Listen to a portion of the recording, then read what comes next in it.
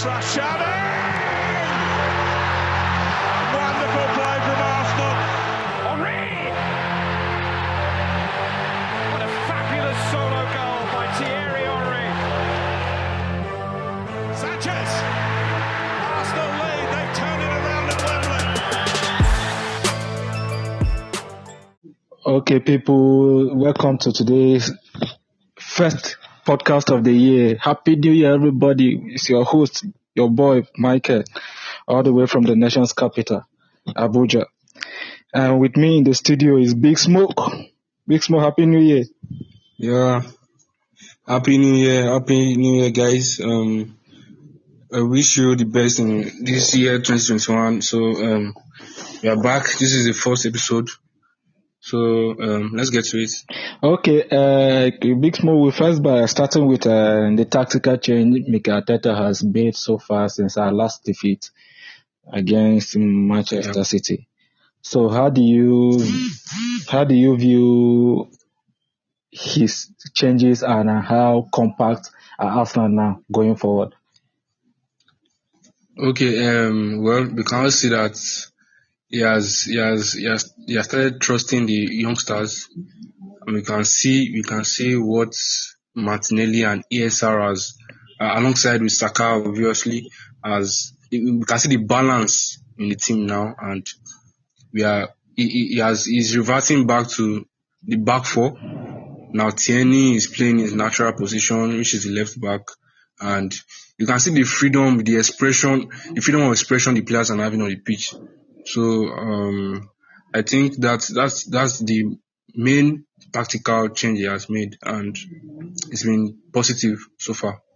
So, do you think Arteta should stick to this 4-2-3-1 formation still, or when he has the body, he should revise back to a 4-3-3 going forward in the future? How do you see this tactical change to a 4-3-3? I think he should stick with this one. This has been the traditional formation at Arsenal. When we had Ozil, Sanchez, Walcott, everybody, this has been a traditional formation for us. I think we just stick to this formation, then get the right profiles, and I think we'll be good to go. The right tactical approach, we'll be good to go. So, according to stats during the weekend, we had 12 shots on target, the first since the days of Arsene Wenger. So, Arsenal now balanced well that we can dominate opponents. Like, when you see, we see how Partey coming into this side. Like, how do you think Arsenal will in future dominate this particular side? And do you think Arteta should stick with Aubameyang and Lacazette up front and drop Aubameyang a little bit? Yeah, I think he should. Okay, let me start with Partey. Bringing Partey in is going to be very a positive one for us. We will dominate better because we can actually see what he's capable of, what he brings to the team whenever he played for us. So, yeah, with Lacazette, I think Lacazette he knows how to blend in with these youngsters. So, and Aubameyang has lost that confidence and he's trying to regain it. So, I think you should stick with Lacazette for now, and use the young boys. Let's continue using them, and bring in Partey. So I think we'll be good to go with that. Okay, back then during our past podcast, I made mention of a certain number 10 in Arsenal team, and I was frequently calling for a connector between these two wingers, a number 10 that will connect these two wingers. And I think Arteta, Smith Rowe has done a wonderful job since he came in against Chelsea. He has been the connector where we can say he took a handbrake a little against Brighton, but in the second half you could see that he displayed his skills and confidence in the Brighton game. I think the number 10 role was very vital in creating a tactical formation going forward. How do you see it? Yeah, that's true. Sitonio has been very good. I don't know why it took this long for him to be a starter for Arsenal, because I've seen him in the previous year, and since 2018 I have known this guy was going to be a very good football player, because I've seen the talent in him already. So yeah, we needed that connector. We needed that Ozil replacement, someone that could connect when we are going through that transition. You understand? Playing counter attack, bit of skill sets to dominate opponent and score goals. And so far, though, Smith Rowe still needs to improve in some things, but I like his intelligence and his position awareness is very, very good. That's something special about him, and his intelligence. So that's what we'll be lacking. That number 10 role lacking, and Smith Rowe has been, it has been all right. He's showing what he's capable of, and there are positive signs. Okay, now, like going into the future again, like you see, did this team display what you wanted your Arsenal team to display? I'm not disrespecting West Brom, but it was many people were saying it was just West Brom, but West Brom is a Premier League team, and normally a Premier League team gives you headache, no matter who you are. No, I'm not disrespecting West Brom a lot. Do you think this performance was the closest to you seeing an Arsenal perform like you want? Yeah. It's in fact we had 12 or 16 shots, 10 on target. 12 actually. Like you said, so 12. So that's a very positive sign. People saying West Brom, well, West Brom performed against top teams this season. Was it Liverpool? Yeah, they drew with Liverpool and Man City. Yeah. Even Manchester United narrowly beat them with a fake penalty back then. And I think they drew 3-3 with Chelsea. And I think the only club they lost was I think Tottenham and Manchester United. Yeah.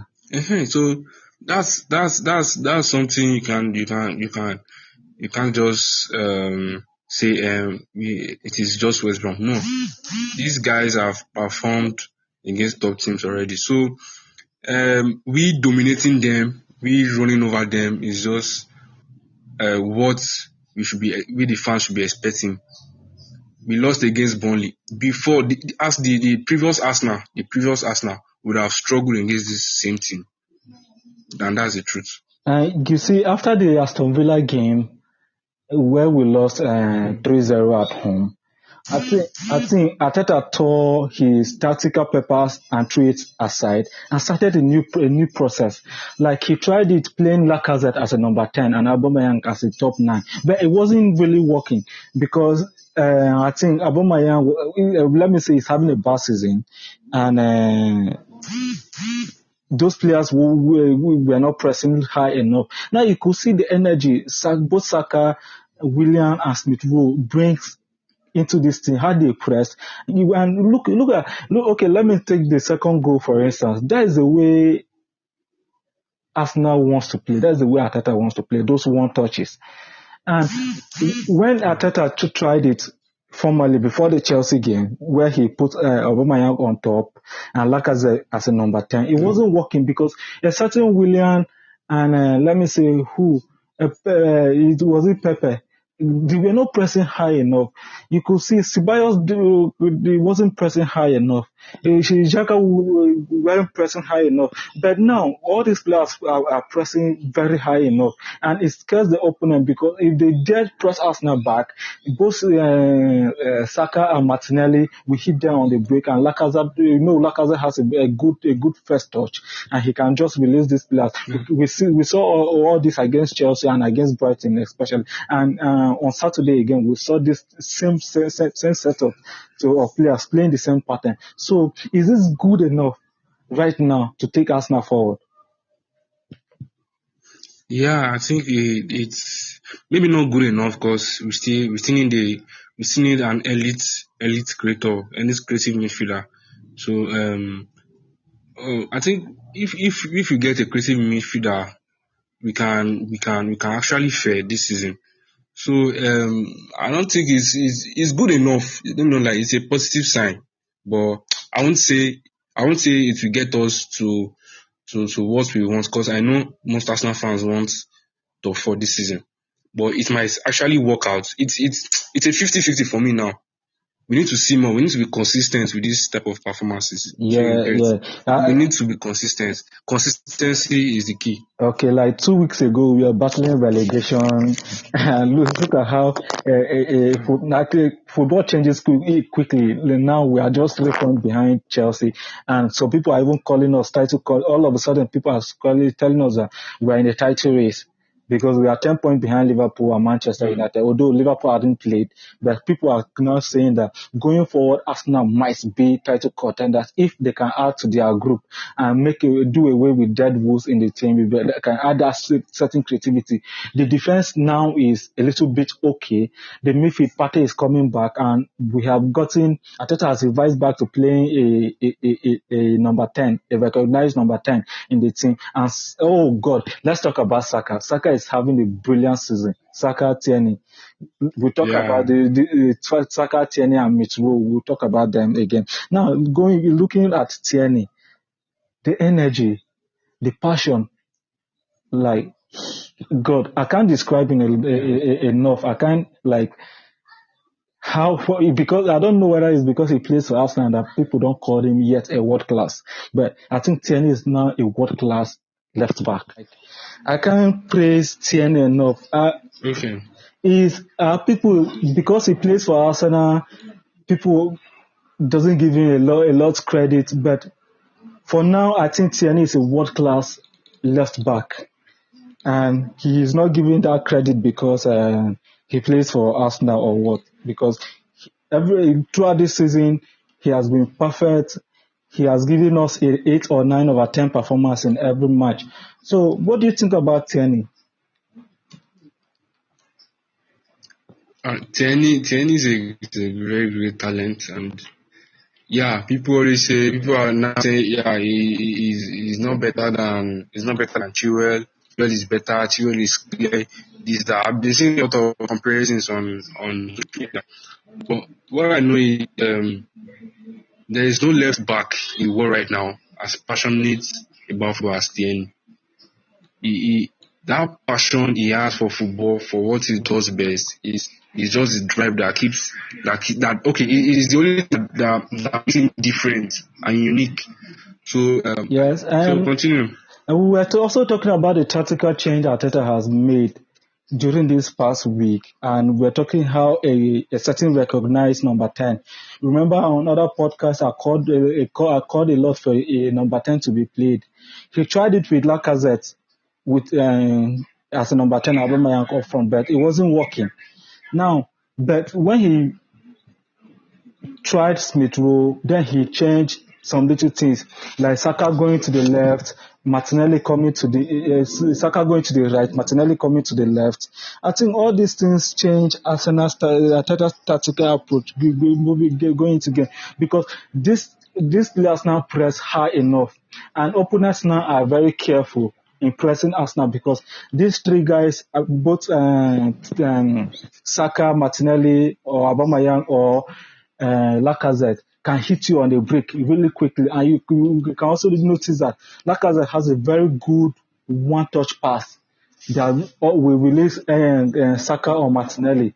Now, how do you see this tactical change for Arteta? And should he stick with it going forward in future? Basically, I don't necessarily think it's so much of a tactical change. I think it's something that he has always wanted to do over time. But the question is, we couldn't get Osimawa during the summer transfer window, and there was a need for him to put someone in that position. It's something that has been obvious. It's not like as if it was magic. The fans were calling for it. The manager wanted it. My only issue with Arteta is that he was forced to finally play, or to finally shift to these tactics, because due to COVID. If our players were not having COVID scares, like the likes of Willian and the rest, Ateta might never have had to use Miss Mitro, because Miss Mitro has been in the team all throughout the season, and I don't think it's a big deal. If you put Ozil in that position, we still play the same way we are playing now. So I don't think it's something that is that Ateta connected from somewhere. It's something that the team has been lacking for a while. Ateta knew that it has been lacking for a while. The fans know that it has been lacking for a while. I just feel like Ateta has been dogmatic and he has been stubborn not to make the necessary changes to the squad. And right now he has been forced to make those changes. And I am honestly hoping that it sticks to these changes. Even when the senior players are fully fit, like, go ahead and trust these young boys. If you cannot go out there and get a signing, like maybe a Bondia or Isco or whoever the board wants to sign this winter transfer window, let's stick to it and Miss Mitro and call back Ozil for backup, and let's just ride it on to the end of the season. Go with it, because there has been a need for someone to fill that position, somebody that can transit play from the defense, from the midfield to the attack. And you see that Miss Mitro has been good. He has not been superb. He has just been doing something. If you've lacked something for so long, you would think when you get to have that thing, you think that thing is, it's out of this world. I don't think what Mitro has done is out of this world. It's just something that every natural number 10 would have been able to do. So I just believe that he should stick with this. If you can't get in the player to fill in, let's call back Mesut Ozil. And also, you see that the play or the use of a natural number 10 in that position helps the lack of Lacazette. Now Lacazette can fall in deep, while Mitro can be the highest man on the pitch. Like before, where Lacazette, when Lacazette will fall in deep and there will be nobody to transit play in the front. So Lacazette can fall in deep, somebody can be in front of him. So I like the changes, but I think he was forced to these changes, and I'll give him credit if only he sticks to these changes. I don't want to see the likes of Willian starting any game again. Stick to these changes. Play natural number 10, and when once Partey is back, boot out Granit Xhaka from the team, and let's carry on from there. Now, Bayo, let me stick to you again. You could now, for the past 3 matches now, you could see the energy these changes transmitted into this team. Like, all of a sudden, Arsenal presses more.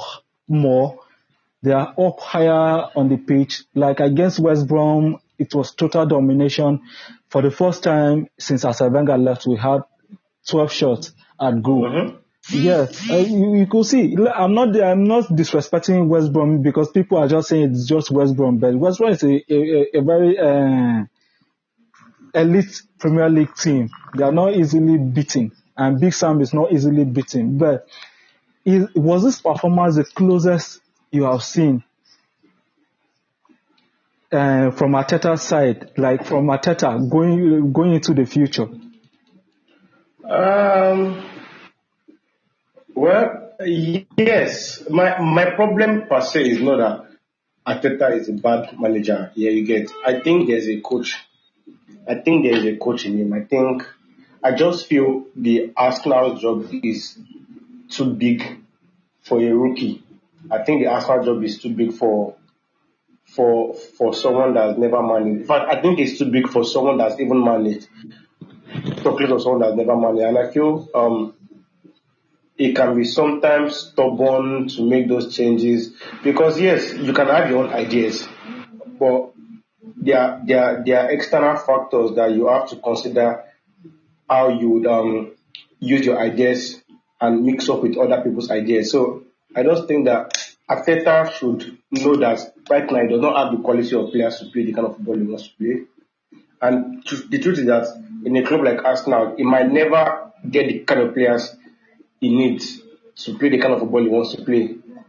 So he should adapt to other forms of play. Shouldn't wait to when a form is bad before we get to adapt. I want to strongly believe that if we have moved Aubameyang to the middle of the pack early enough in the season, it won't be this bad right now.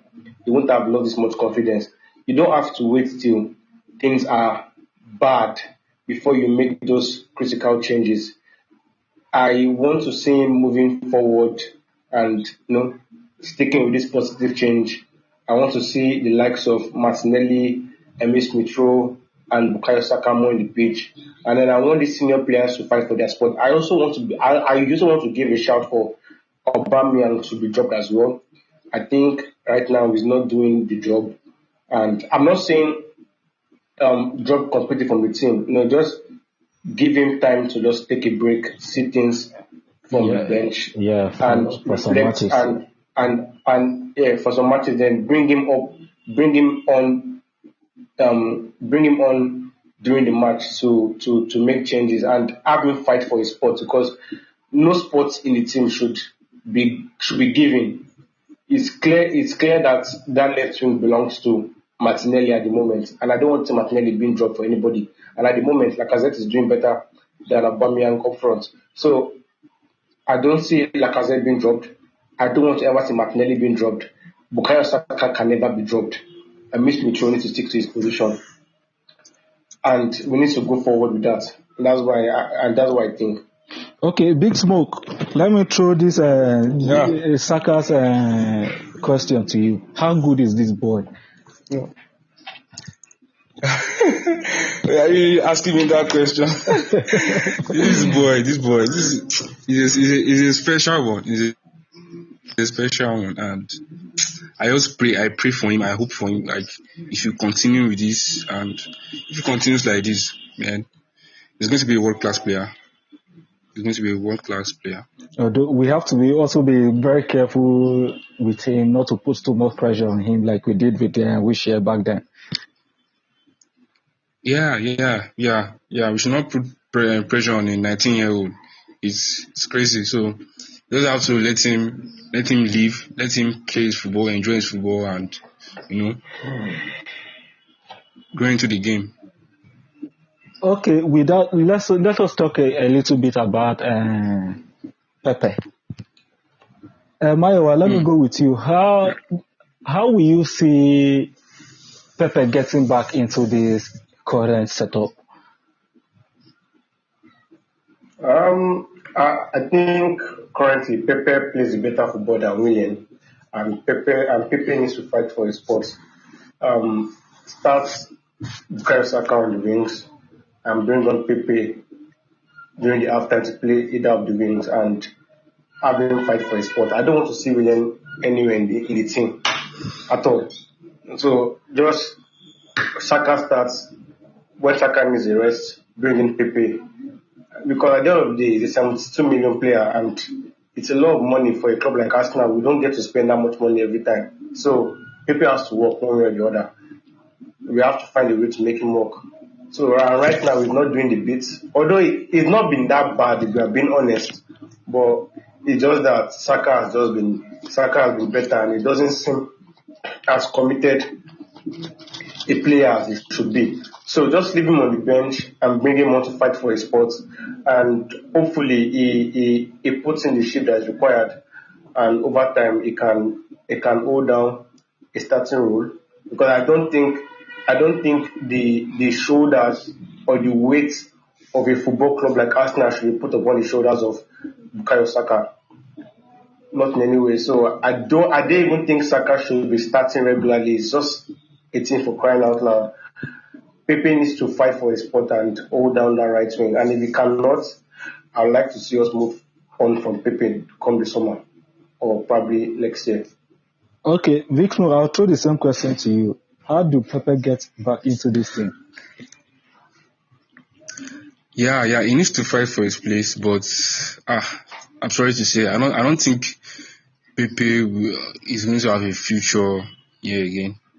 Well, maybe it's too early. Maybe it's too early for me to say. Things changes in What I'm football seeing quickly. now, Things can change in football things change. quickly. Things change. Anytime.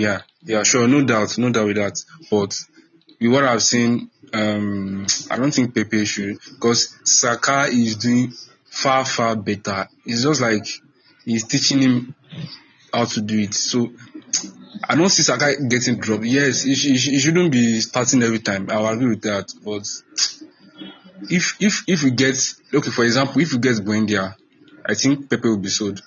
That's what I think. That's what I feel. Because Buendia can operate as a right winger and as an attacking midfielder. So if you just get Buendia, I think Pepe will be moved. No doubt. I won't doubt that. Because the club won't care if he's 2 million or not. Because he's not doing what's expected and it's taking too long. Arsenal needs somebody that can impact straight up, because we are not Liverpool. We are not Man City. We are not Manchester United. So that's what I think. Okay, let's talk a bit about the transfer window. It was officially opened on Saturday. Immediately Arsenal were linked with certain players like Isco, Bundia, this other guy at Dortmund, but they weren't linked to our at this time.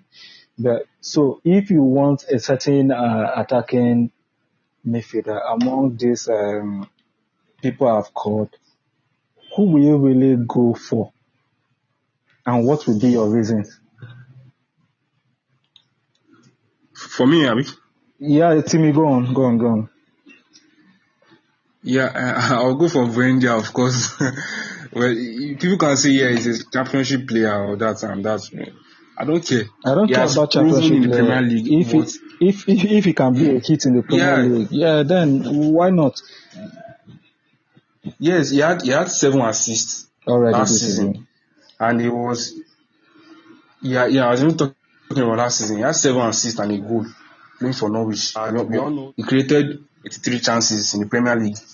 A championship player. No, I think there's a player in there. There's a great player in there. So this season already, he has 7 assists. I think it's 7 goals and 7 assists already. I'm not sure. 6 goals and 7 assists. He's a very good player. So I'll go from Buendia. Brandt has not been really good for the past 2 seasons. Yeah, although I haven't watched him. There's context. Yeah, there's context too, because I think he was played out of position at Dortmund. He played as number 9. He played as a right winger. He played as a CM. He played as left winger also. So I'm not sure about Brandt, because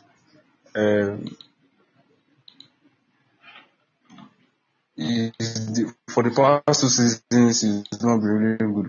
While Isco, it's very obvious he's going to be another winner. So I'll go for Buendia all day. Okay, Mayowa, your take? Honestly, I really don't know what we need at the club in terms of transfers. Yeah, but I know what we don't need. And if we do a little bit of this thing, like if we take out what we don't need, then it becomes easier for us to replace them with players that we need, players of quality that we need. I don't see any player. I like Buendia, but I mean, I like Pepe as well before he came to Arsenal. Something as other players as well. So I don't know if a Buendia is what we entirely need at the club, but it's the best option based on all the other players that we've been linked to during these transfer windows. Yeah. But I would, first thing first, I would first like the club to sign up for Larry to a new deal, and let's focus on getting these deadwoods out of the club for now. we can either sign Buendia to support Emile Smith Rowe or call back Mesut Ozil, and I'll just probably focus on getting rid of the players that we don't need at the moment. Let's find a way to get rid of all these players that are having 6 months left contract. Get rid of Granit Xhaka, get rid of Hector Bellerin. Then we can now go out to start replacing these players one by one in the forthcoming transfer windows. Well, if you bring in a Buendia now, you will still have to play with the likes of Granit Xhaka in the middle, and it doesn't excite me, to be honest. So I'll just focus, sign Folari to a new contract, focus on getting rid of players that we know are not good enough for the club, and go out there to replace them with quality players. They may not be expensive, but quality players, like the guy from the guy from Brighton. I've forgotten his name. That plays at the middle. What was The that? guy from Brighton. I can't remember his name. Yeah, I know him. I know who you're talking about. The defensive guy, defensive midfield guy. Yeah, exactly. Replace that kind of player. Replace Van Chaka with that kind of player. That's what I'm talking about. Just let's replace someone like Bellerin with Lamptey from Brighton. Let's or Max Aarons from Norwich, and getting, if you're not going to use Saliba, let's get in a right centre back. Get rid of all those centre backs at the club. Let's have proper four to five centre backs at the club. Get a partner for Tierney, a backup left back for Tierney, because at the moment we don't have one. And from there we can now progress. If Pepe is not going to do the work, let's get rid of him and get in somebody of quality. It doesn't have to be expensive, just somebody of quality. And from there, they just build from there. So I'm more focused on getting rid of all the deals and adding to this bunch of players. We have too much. We have over 10 players that we need to get rid of at this club, and that's what I would just directly I would take. Because no matter what we bring, this right now cannot change the outcome of our season. We are going to finish between 8 to 10 at most. So that's what I'm going to do. Okay, talking of outgoings, already we have seen Kolasinac gone, probably on loan till the end of the season with an option to buy if Schalke 4 can stay in the Bundesliga. That one has been settled. Now Socrates, would also rumors going around that he is very close to moving to Turkey.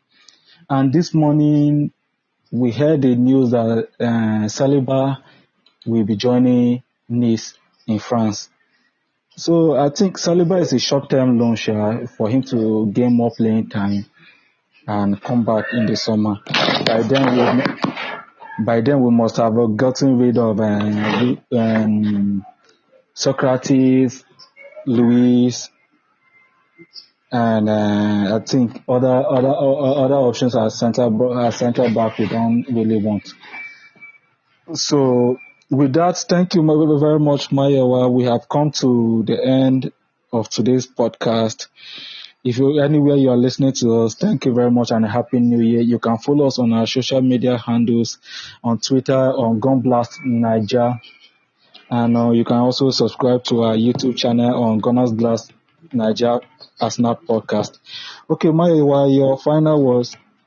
I'm happy we've had or won our last 3 games. I don't think any club has won 3 games in a row this season.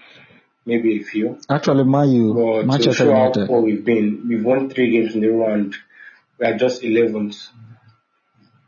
Okay, Mayu. So I am hoping that I know we can definitely win all our games going forward, but I just want to see a performance from the boys, See something, I want to see Arteta's ideas. I don't mind losing, but let me know that okay, we are losing, but at the end of the tunnel it's light. So I'm just hoping for the season is over already. Let's just take what we can get and probably go as far as we can in the Europa League. Maybe win the FA Cup again if we can. But I just want to see a performance from them. I want to see Arteta's ideas being coming to fruition. And if the board are going to stick with him, I'm still at that by the way. But if the board are going to stick with him, I would support him 101%. And I want to see something from him. Like I want to see his ideas. I want to say, okay, there's an identity to this club. This is the direction the club is going. And I don't want to be hearing things like giving David Luiz a new contract, giving Bellerin a new contract. Like let's get rid of these boys. If Ateta is going to start dishing out new contracts to all these players, then I'll be full time Ateta out, because these are the boys that are failing him. These are the boys that have failed every other manager. And if you cannot realize that these boys are going to fail him over the next few years, then it doesn't have to be the manager of this club. So let's get rid of this boy. Let's get rid of all of them. Let me see his ideas. Let me see the boys putting in performance, and it's something I can hold on to for the rest of the season. All right, Maya, thank you very much for coming on the show, and everybody that will listen to us. Thank you very much for listening to us, and have a blessed, wonderful year ahead. Thank you very much. Gunners for life. Yeah, Gunners for life.